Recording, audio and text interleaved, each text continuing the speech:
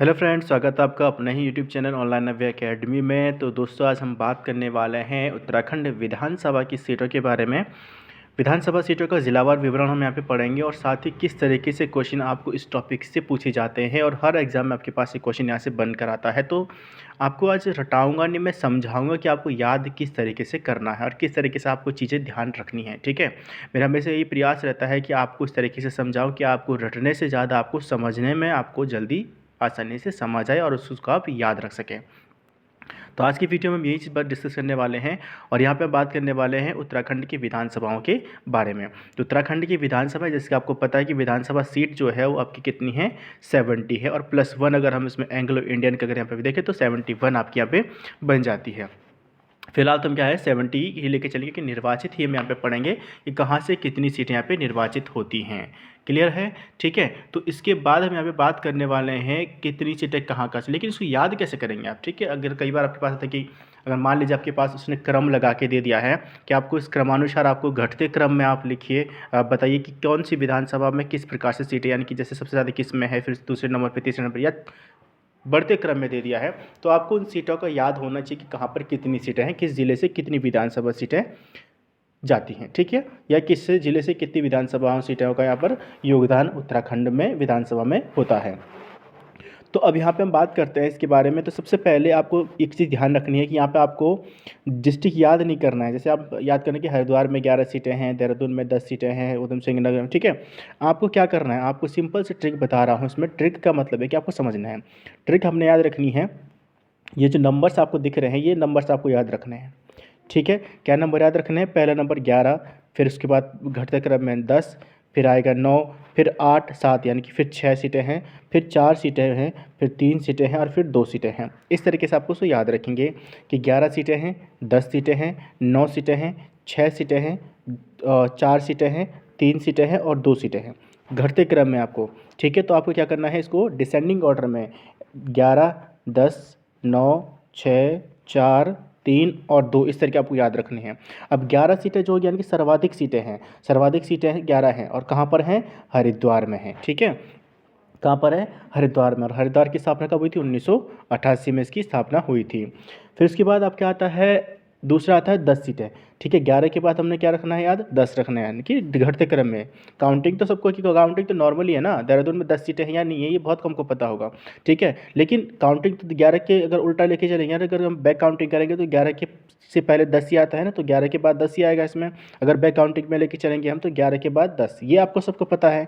तो ये ज़्यादा ईजी है आपको याद करने में, सिर्फ आपको इसमें डिस्ट्रिक्ट का नाम याद रखना है। ठीक है, तो 11 सीटें आपकी है देहरादून में। तो 11 सीटें देहरादून में। तो वैसे तो देहरादून का गठन कब हुआ था? 1817 में देहरादून का गठन हुआ था। ठीक है, और इसको अलग ज़िले के रूप में जो प्रकाशित किया गया था 1871 में किया गया था, और 1875 में इसको गढ़वाल मंडल में इसको शामिल किया गया था। तो अब इसमें देखो, हम गठन की बात कर रहे हैं तो हम 1817 यहाँ पे ध्यान रखते हैं। बाकी आपको क्वेश्चन के अकॉर्डिंग क्वेश्चन आपके पास वो अलग ज़िले के रूप में पूछ रहा है, या फिर वो गढ़वाल मंडल में कब शामिल हुआ, इस तरीके से पूछ रहा है। तो ये चीज़ आपको थोड़ा सा ध्यान रखनी होगी। तो 1817 में यहाँ पर देहरादून का गठन हुआ था और देहरादून में 10 सीटें हैं। फिर 11, फिर आएगा 10, फिर आएगा 9 सीटें हैं उधम सिंह नगर में। उधम सिंह नगर की स्थापना 1995 में हुई थी। उसके बाद आती है 6। ठीक है, 8 और 7 नहीं, कुछ नंबर आपको याद रखने हैं, 1, 2, 3, 4, 5, 6, 7, ये 7 आपको नंबर याद रखने हैं। तो 11 सीटें हमारे हरिद्वार में, 10 सीटें हमारी देहरादून में, 9 सीटें हमारे उधम सिंह नगर में। 6 सीटों की हम बात करेंगे तो 6 सीटें हमारी हैं पौड़ी, नैनीताल, अल्मोड़ा और टिहरी। पौड़ी, अल्मोड़ा, नैनीताल, टिहरी। ठीक है, अब यहाँ पे देखो, पौड़ी, अल्मोड़ा, नैनीताल, टिहरी, इन चारों में क्या है? 6 सीटें हैं। चारों में क्या है? 6 सीटें हैं विधानसभा की। अब इसको याद कैसे रखेंगे आप? एक तो ये तरीके से आपको याद है रखना है। ठीक है, दूसरा आप याद रखेंगे वे सभी जिले जिनकी स्थापना 1950 से पहले हुई है। 1950 से पहले उत्तराखंड में जिनकी स्थापना हुई जिलों की, उन सब में सीटों की संख्या कितनी है? 6 है। देख लीजिए, पौड़ी की स्थापना 1840 में, नैनीताल और अल्मोड़ा की स्थापना 1891 में, टिहरी की स्थापना 1949 में। तो यानी कि 1950 से पहले जितने भी जिले हमारे बने हैं उन सब में कितनी संख्या है?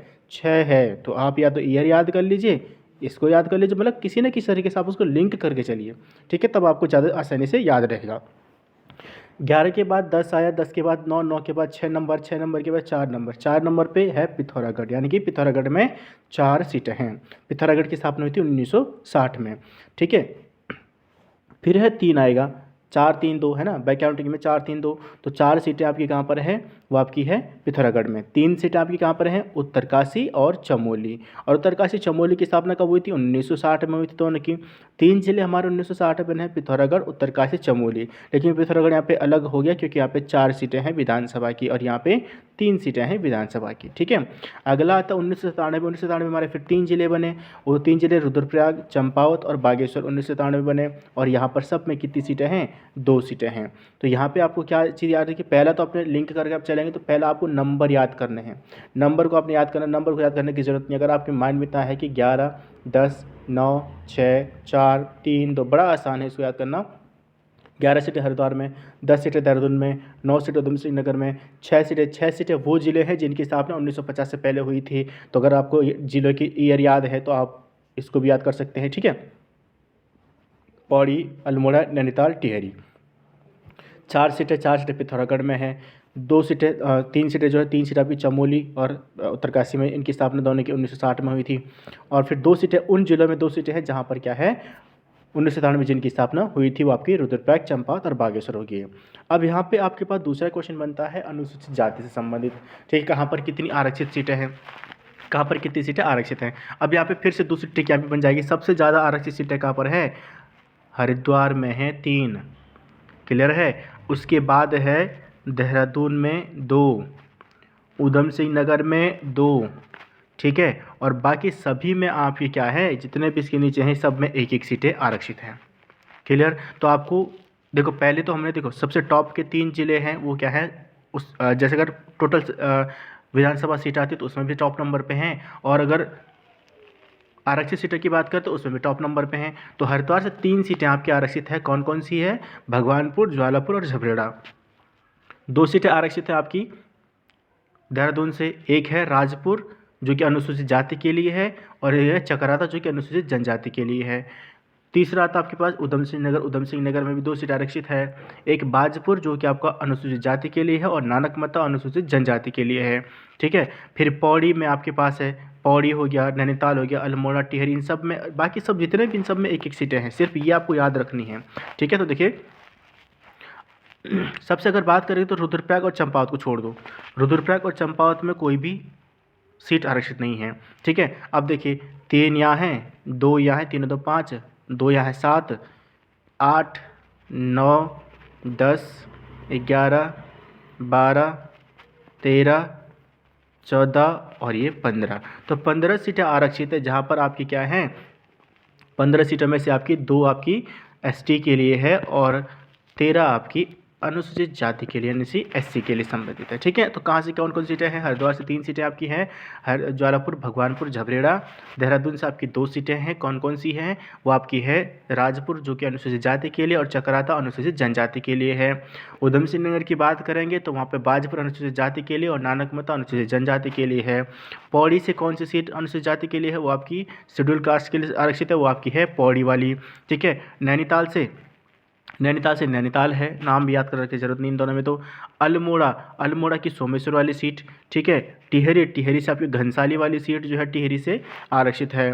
पिथौरागढ़ से गंगोली हाट, उत्तरकाशी से पुरौला, चमोली से थराली, ठीक है। रुद्रप्रयाग और चंपावत में सीट आरक्षित है नहीं, और बागेश्वर से बागेश्वर।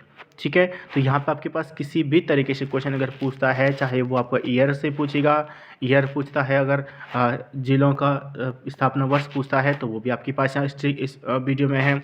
अगर वो यहाँ से पूछता है तो इसको आप यहाँ से भी लिंक कर सकते हैं कि कितने नंबर पर कहाँ पर कितनी सीटें हैं, तब आपके पास क्वेश्चन आ गया। मान लीजिए आपको डिस्ट्रिक्ट याद है, लेकिन अगर ये नंबर भी आपको याद है तो आप वहाँ पर थोड़ा सा समय लेकर इस चीज़ को ध्यान कर सकते हैं, रिमाइंड कर सकते हैं कि किस तरीके से क्वेश्चन को हमें सॉल्व करना है। ठीक है, तो घटते बढ़ते क्रम में कई बार क्वेश्चन आ जाता है तो इस तरीके से आप उसको सॉल्व कर सकते हैं। तो मिलता हूँ जल्दी नई वीडियो के साथ, तब तक के लिए जय हिंद, जय भारत।